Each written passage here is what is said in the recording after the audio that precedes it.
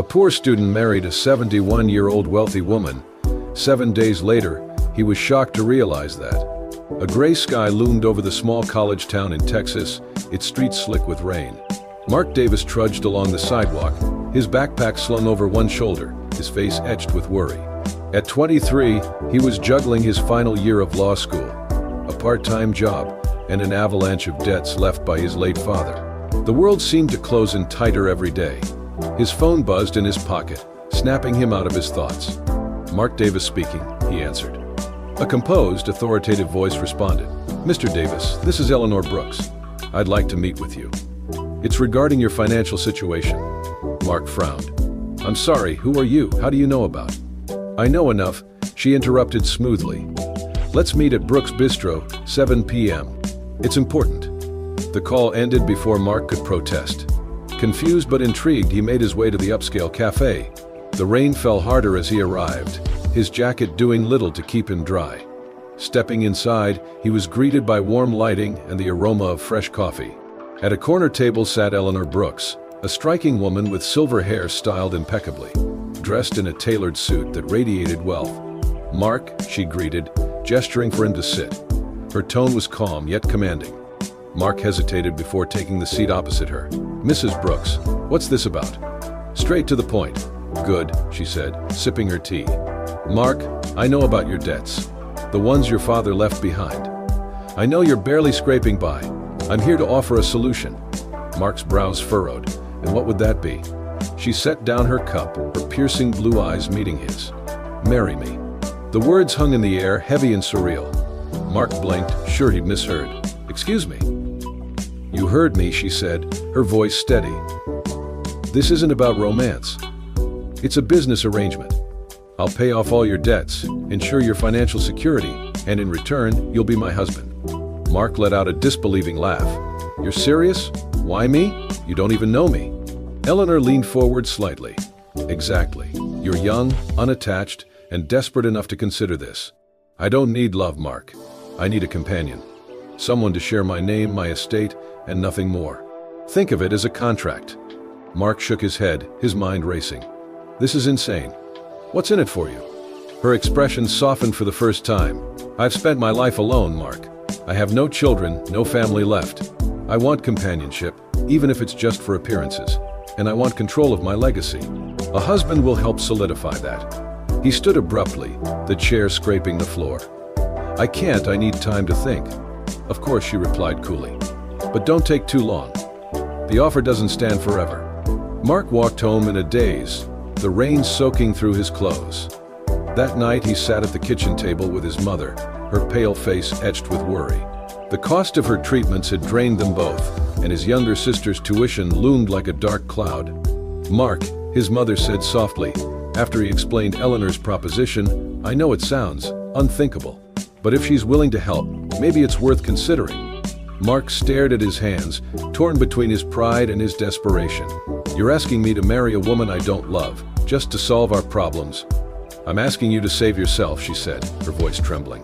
"To save us." The following morning, Mark returned to the bistro. Eleanor was already there, her demeanor as calm and composed as before. "You've decided?" she asked, not looking up from her tablet. Mark took a deep breath. "I'll do it." She smiled faintly, setting down her tablet. "Good. The arrangements will be made immediately." A week later, Mark stood in a small courthouse, dressed in a suit Eleanor had provided. The ceremony was quiet, witnessed only by Eleanor's lawyer and a notary. As they exchanged vows, Mark couldn't shake the unease in his chest. When the officiant pronounced them husband and wife, Eleanor turned to him with a smile that didn't quite reach her eyes. "Welcome to your new life, Mr. Davis." As they left the courthouse, rain drizzling once more, Mark looked at his reflection in a puddle and wondered, have I just saved my family or sold my soul? The gates to Eleanor Brooks' estate creaked open as Mark's cab rolled up the long driveway. The house loomed ahead, a sprawling mansion that could easily pass for a museum. Its towering columns and pristine stone facade exuded old money, but its windows seemed dark and lifeless. Mark stepped out, suitcase in hand, feeling like a visitor in someone else's dream, or perhaps nightmare. Eleanor greeted him in the foyer, her demeanor as polished as ever. "Welcome, Mr. Davis," she said, the formal address sending a shiver down Mark's spine. I trust you'll find everything to your satisfaction. Dinner is at 7. He nodded mutely, following a housekeeper who led him to his room. It was opulent, with a king-sized bed, antique furnishings, and floor-to-ceiling windows that overlooked manicured gardens. Despite its luxury, the room felt cold, as if untouched by human warmth. That evening, Mark sat stiffly at the long dining table. Eleanor was at the other end, dressed impeccably in a silk blouse and pearls. The food was extravagant, prepared by a chef he hadn't seen yet, served by staff who moved silently. "I trust you're settling in," Eleanor said, cutting into her filet mignon with surgical precision. "It's different," Mark replied cautiously. "This place is huge. Feels like I'll get lost." Eleanor smirked. "You'll get used to it. Or you won't. Either way, you're here." Mark bristled at her bluntness. "You didn't mention much about your late husband before." Eleanor's knife paused mid-cut. She dabbed her mouth with a napkin before speaking. "He was a businessman, like your father. Their paths crossed once or twice." Her tone darkened. "But as you might imagine, not all encounters end well." Mark's pulse quickened. "What do you mean?" She looked at him, her eyes sharp. "Let's just say, unfinished business has a way of lingering." She picked up her glass of wine. "But that's in the past. You'll soon understand why I chose you." Her cryptic words left Mark uneasy. After dinner, he wandered the halls of the estate. The house was eerily quiet, save for the faint creak of floorboards underfoot. He passed several locked doors, their brass handles gleaming in the dim light. Each one seemed to whisper secrets he wasn't meant to know. As the days passed, Mark grew more unsettled. The staff avoided eye contact, speaking in hushed tones when they thought he wasn't listening. He overheard snippets of conversations that made his stomach twist. Why him? Does he even know? She never does anything without a reason. He'll figure it out eventually. They always do. One evening, while pacing the library, Mark noticed Eleanor's desk. Papers were strewn across its surface, along with a small, ornate key. It gleamed under the desk lamp, its intricate design catching his eye. His gaze darted around the room. No one was there. Heart pounding, he reached for it. The key was heavier than he expected, cool to the touch. Mark's mind raced. Could this be for one of the locked doors? He glanced toward the hallway, where shadows danced against the walls. His breath quickened as he slipped the key into his pocket. That night, lying in his luxurious but suffocating room, Mark turned the key over in his hands. A million questions swirled in his mind, but one loomed above all. What is Eleanor hiding, and why had she really chosen him? The mansion was shrouded in stillness when Mark crept down the hall. The key felt like a lead weight in his pocket, its cool surface pressing against his thigh. His pulse quickened as he approached the door he had noticed earlier, its ornate handle gleaming faintly in the moonlight streaming through the windows. Glancing over his shoulder, Mark turned the key in the lock. The soft click reverberated in the silence, sending a chill down his spine. Slowly, he pushed the door open. The room was a time capsule, frozen in another era. Dusty furniture and faded wallpaper surrounded him. Photographs in tarnished silver frames lined a table, their images capturing happier times, Eleanor as a young woman, a man who must have been her late husband, and another couple Mark didn't recognize. But it was the stack of papers on the desk that caught his attention. Mark flipped through them, his eyes widening. Legal documents detailed failed business deals between Eleanor's husband and Mark's father. A particular letter, written in sharp, slanted handwriting, accused Mark's father of fraud. "You ruined everything. My family was left with nothing because of your lies." His breath hitched when he noticed the last page, a marriage license. His name and Eleanor's stared back at him, stark against the paper. It was dated weeks before the wedding, far earlier than he'd known. On the desk lay an old leather-bound diary. Mark hesitated, then opened it. The entries were Eleanor's, revealing a calculated plan to trap Mark in a marriage that would fulfill her ultimate goal, to settle old scores. "I will take everything from him, just as his father did to me. He will be my pawn." Mark froze as the door creaked behind him. "Enjoying yourself?" Eleanor's voice was icy, cutting through the shadows like a blade. He spun around, guilt and fear writ large on his face. "Eleanor, You thought you'd find answers here?" She stepped into the room, her silhouette sharp against the dim light from the hall. Curiosity killed the cat, Mark. "What do you think you're doing?" His voice was low but firm. "Why did you really marry me? Is this about my father? Is this some kind of revenge?" Eleanor's eyes hardened, her usual composed facade cracking. It's not your place to ask questions, Mark. Just do what you're told, and you'll leave this marriage better off than you started. Isn't that enough for you? Mark's fists clenched. Enough. You've lied to me, manipulated me. This isn't a marriage, it's a trap. Eleanor's lips curled into a faint smile, one that didn't reach her eyes. A trap, is it? Maybe you should have thought twice before signing those papers. She stepped closer, her tone venomous. You may think you're smart, Mark, but you're just like your father, blind to the damage you cause until it's too late. Mark glared at her, the weight of his father's legacy crushing him anew. If you hated him so much, why take it out on me? I had nothing to do with what he did to your family. Eleanor stared at him for a long moment, the silence stretching like a taut string. Finally, she turned on her heel. You're in over your head, Mark. Stay out of matters that don't concern you. With that, she left the room, her footsteps fading down the hall. Later that night, Mark lay wide awake in bed, his mind racing. Eleanor's words haunted him, but so did the documents and diary. Why had she gone to such lengths to entangle him in her schemes? Was it really just about revenge? His thoughts were interrupted by the faint sound of Eleanor's voice. He slipped out of bed and crept toward her study, pressing his ear against the door. Make sure the transfer is complete, Eleanor said, her tone sharp and commanding. We can't let him back out now. Time is running out. Mark's blood ran cold. Whatever was happening, he was in deeper than he'd ever imagined. Mark sat alone in the grand library, his mind a whirlpool of fear and confusion. Eleanor's cryptic words and the damning contents of the locked room made it clear. He was in over his head. The once imposing estate now felt like a gilded prison, its luxurious trappings concealing dark secrets. That evening, Mark approached Mr. Harris, the estate's head butler, a man whose calm demeanor suggested he'd seen and heard more than he let on. Mark, Mr. Harris, I need your help. Something isn't right here. The older man regarded him with a steady gaze, his hands clasped behind his back. Mr. Harris, I was wondering how long it would take before you came to me. Mark, you know something, don't you? About Eleanor, about all of this. Mr. Harris hesitated before speaking. You're not the first young man to be drawn into Eleanor's world, Mark. She's clever, resourceful, and ruthless when it comes to her goals. My advice? Watch your back. Mark's chest tightened. Why are you still here if you know what she's capable of? Mr. Harris's expression softened, a flicker of regret passing across his face. Some of us don't have the luxury of walking away. Determined to find a way out, Mark began devising a plan. He reached out to a trusted friend from law school, Peter, under the guise of catching up. Mark, Peter, hypothetically, if someone signed a contract under coercion or false pretenses, is there any way to void it? Peter, hypothetically, yes, but it depends on the evidence. Why? Are you in some kind of trouble? Mark deflected. Just a class project I'm working on. Thanks, man.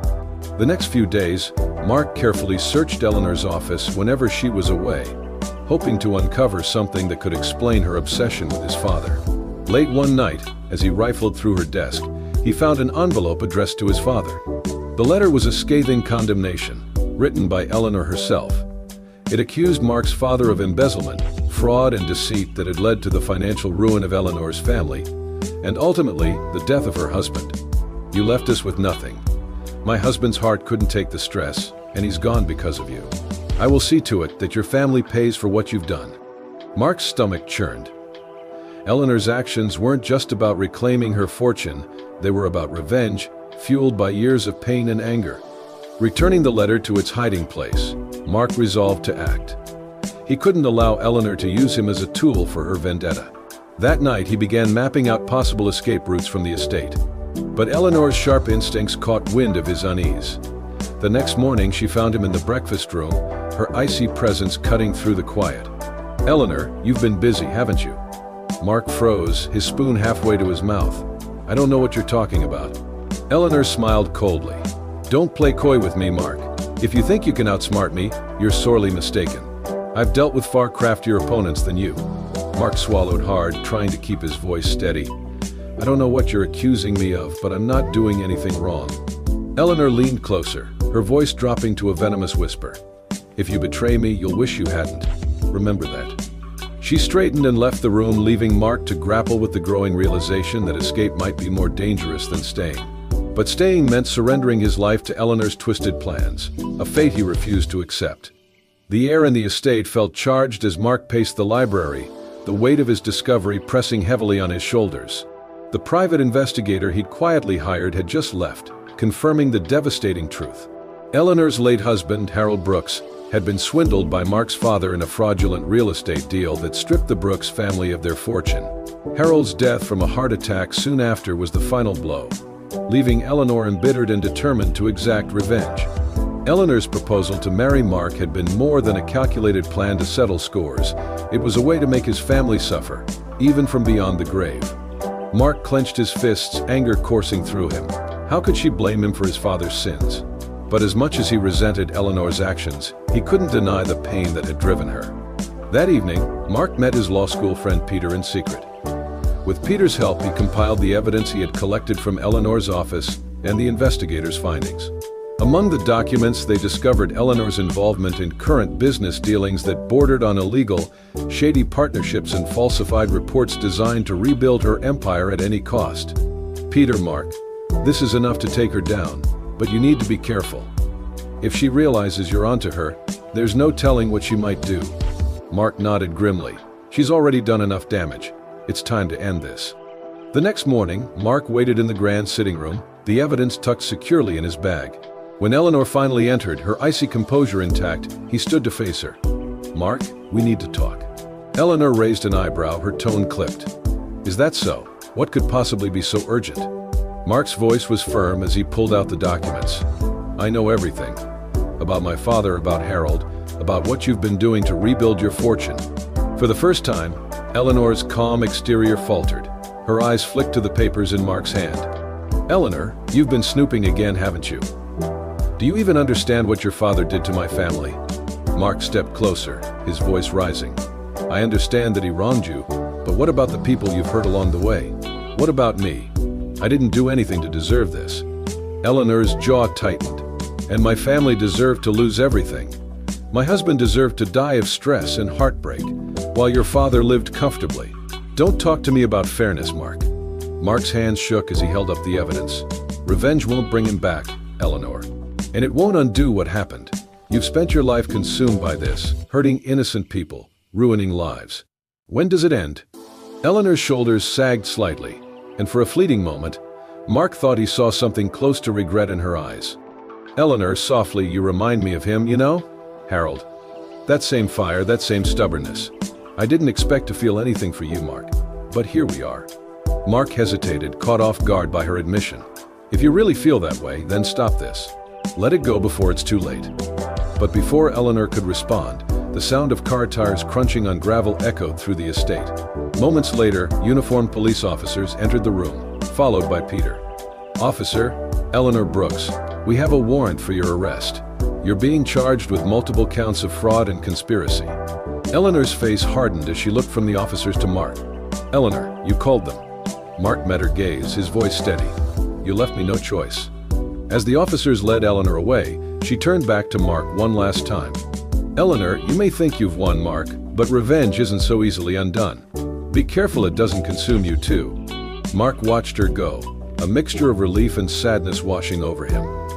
He had exposed the truth and protected himself, but the weight of Eleanor's parting words lingered. Was she right? Would the shadow of their shared past ever truly fade? The gavel's sharp bang echoed through the courtroom, signaling the end of Eleanor Brooks's trial. Mark sat silently in the back row, watching as the once commanding woman he had married faced the consequences of her actions. Despite everything, his testimony had helped reduce her sentence. He hadn't done it out of sympathy, but out of a deep understanding of the complexities of their shared story. Eleanor turned briefly in her seat, her gaze meeting Mark's. For the first time, there was no trace of the cold calculation that had defined her before. Instead, she offered a faint, almost apologetic nod. Days later, Mark was summoned to the estate one final time. The grand house, once intimidating and isolating, now felt empty. Eleanor had arranged for him to receive the property's deed. The estate lawyer handed Mark a letter in Eleanor's elegant handwriting. "It was never about the money, Mark. It was about closure. Harold deserved justice, but I lost sight of what truly mattered. You've shown me something I thought I'd forgotten, the capacity to move forward. This estate is no longer a monument to my pain. It can be something more. Use it well." Mark sold the estate, a decision that came easily. Its grandeur had been a gilded cage for both him and Eleanor. The proceeds allowed him to pay off his family's debts, finally freeing his mother from the shadow of his father's mistakes. With the remainder of the funds, Mark established a scholarship fund in Harold Brooks's name. It was a way to honor the man who had unknowingly become a casualty in the feud between two families. Mark's return to law school felt like a homecoming. This time, he was more determined than ever to use his education for good. He interned at a legal aid center, helping individuals who, like Eleanor, had been wronged and left without recourse. One crisp autumn afternoon, a letter arrived from Mark. The handwriting was instantly recognizable. He sat on a park bench near campus and unfolded the paper. Eleanor's letter. Mark. I've had much time to reflect. For years I believed that revenge would heal the wounds Harold's death left behind. But I see now that revenge is its own prison. Your kindness, even in the face of my mistakes, taught me something I never expected. Forgiveness is not weakness. It is strength. Thank you for being better than the world around you. Thank you for showing me that we can break the cycles we inherit. I hope you find the happiness I never could. Eleanor. Mark stared at the letter for a long time, the words sinking in. He folded it carefully and tucked it into his jacket pocket, feeling an odd sense of peace. A year after Eleanor's arrest, Mark stood before a group of scholarship recipients at a small ceremony. Behind him hung a simple plaque, the Harold Brooks Scholarship Fund for Second Chances. Mark spoke with conviction. This fund isn't just about money. It's about creating opportunities for those who might otherwise be forgotten. It's about turning pain into purpose. After the ceremony, he sat alone for a moment, reflecting on the whirlwind of the past year. His path had been irrevocably altered, but for the first time he felt he was walking in the right direction. Mark walks away from the ceremony, a soft smile on his face. He glances up at the clear sky, feeling the weight of the past finally lifting. Eleanor's letter remains in his pocket, a quiet reminder of the lessons they both learned about redemption, justice, and the transformative power of forgiveness. Thank you for joining us on this incredible journey of resilience, redemption, and forgiveness. Mark's story reminds us that even in the face of betrayal and hardship, the choices we make can lead us to healing and new beginnings. If this story touched your heart and left you inspired, don't forget to give it a thumbs up and share it with your friends and loved ones. Let's spread the message of hope and second chances far and wide. And if you haven't already, subscribe to Soul Stirring Stories for more heartfelt tales that move your soul and remind us all of the power of compassion, forgiveness, and love. Thank you for watching, and we'll see you next time with another soul-stirring story. Until then, take care and remember to cherish the lessons life brings.